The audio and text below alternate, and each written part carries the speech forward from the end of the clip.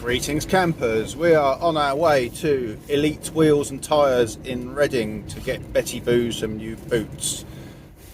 The original plan was to go for some nice chunky off-roady wheels and tyres like the BFGs, but through investigation it became apparent that the BFGs will lose me about 7 miles per gallon, so that's a no-no. So I've been researching wheels and tyres in order to try to move towards the swamper look, but without sacrificing fuel efficiency too much.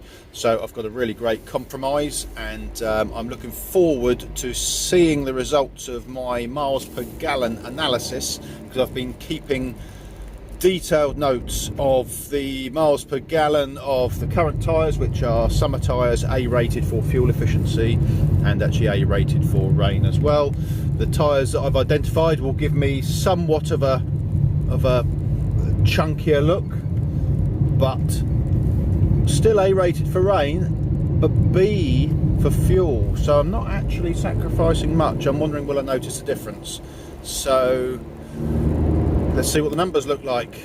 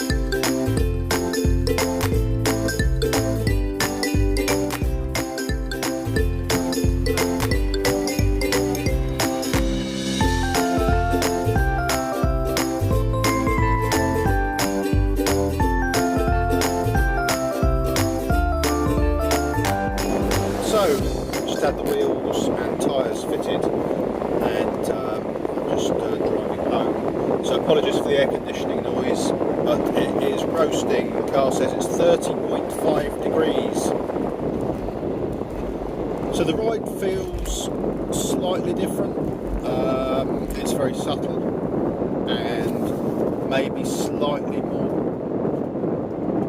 bouncy perhaps. It just seems to be a bit more gentle on the van, so it's a little bit more wavy. I don't know, does that even make sense to anyone? So fuel economy we don't know yet. I will be tracking that against the previous tyres and see how we get on. So I think the main difference with these tyres, although they're the same size, they're 215 60/17 in the Michelin Agilis Crossclimate, which gives you a fuel rating of B and a rain rating of A. So these are apparently slightly noisier. I'm not noticing any difference on the noise, but I'm not on the motorway yet. I'm just on roads in Reading, I'm sure. But certainly I'm very pleased with the look of the tyres on Betty Boo. I think they actually look pretty aggressive, considering they're not BFGs with black rhino wheels. I think actually I've found a really good compromise to get that aggressive look, that slightly off-road look that's going to really work well on Hunter and looks really good on Betty Boo too, but without sacrificing the fuel economy, the noise and everything else. So yeah, I'm well happy. And a massive thank you to Elite Wheels and Tyres. I actually drove for an hour and a half to get to them. They were recommended, and I have to say their service has been absolutely outstanding, and the customer service within the shop absolutely outstanding. So thank you guys, and I should definitely be passing your details on to any others that ask, including our thousands of YouTube followers, tens of thousands of YouTube followers. This is Mark broadcasting from the future to his past self to tell him how he's got on with the new wheels and tyres from the perspective of fuel efficiency. Broadcasting from the future from LillyRoos campsite near Sandwich in Kent, where they've got some lovely, oh, there's some animals over there, don't know what those animals are. Some lovely boutique bell tents over in the distance there. You will see there's some camper vans, some more bell tents. LillyRoos in Kent. Whoa, you're a hairy goat. Billy and Joey.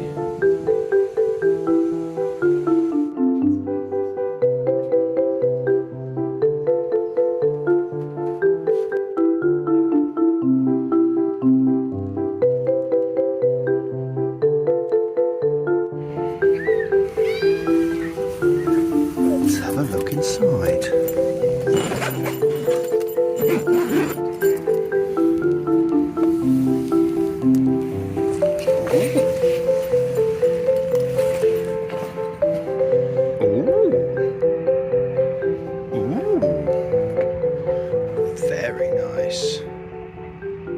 Very nice.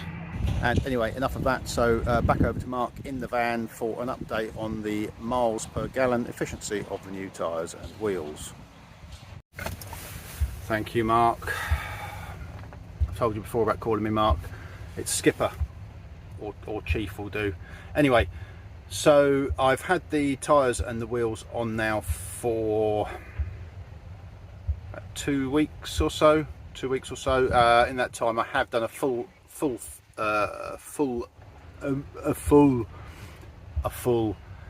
tank of petrol on that. That's the word I was looking for. I have done a full tank of petrol, and my miles per gallon comparisons were broadly similar. It was a bit less, but on that tank I was doing a lot more short journeys, whereas on the previous two tanks where I'd been making recordings for the old tyres, some of those were long runs. I have done quite a long run today, a couple of long runs today in fact, and on the new tyres I even peaked on a motorway, albeit at 60 miles an hour. I even peaked 45 miles to the gallon, which I was really pleased about. Yeah, I'm not really noticing much difference, to be honest with you. There might be a mile or two per gallon. It's really difficult, although I've taken lots of readings for lots of journeys. Some are higher, some are lower, and it really depends on the traffic. It's really difficult to compare them. I'm not really noticing much difference, possibly a slight reduction, but to be honest with you, the extra safety in the winter, the mud and snow rating to help me get out of muddy, wet fields, and also not needing to use snow chains if I went to the French Alps, far outweighs an almost trivial loss of miles per gallon. And you know what, I can drive slightly slower if I want to recover that back, and actually recover more, as I've proved today. So, and all of that is outweighed because they just look awesome.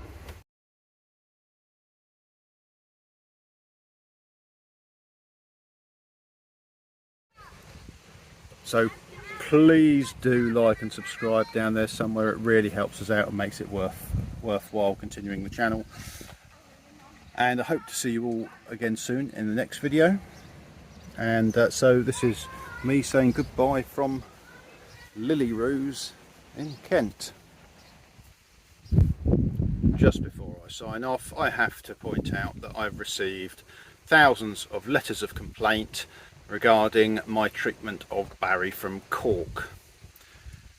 Unfortunately, I am being made to apologise live on air for my treatment of Barry from Cork and for locking him in the fridge.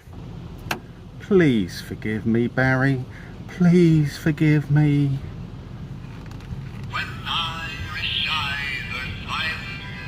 Say bye.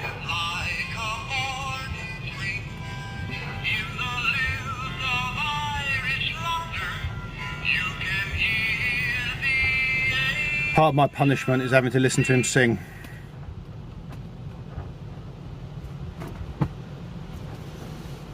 Good night.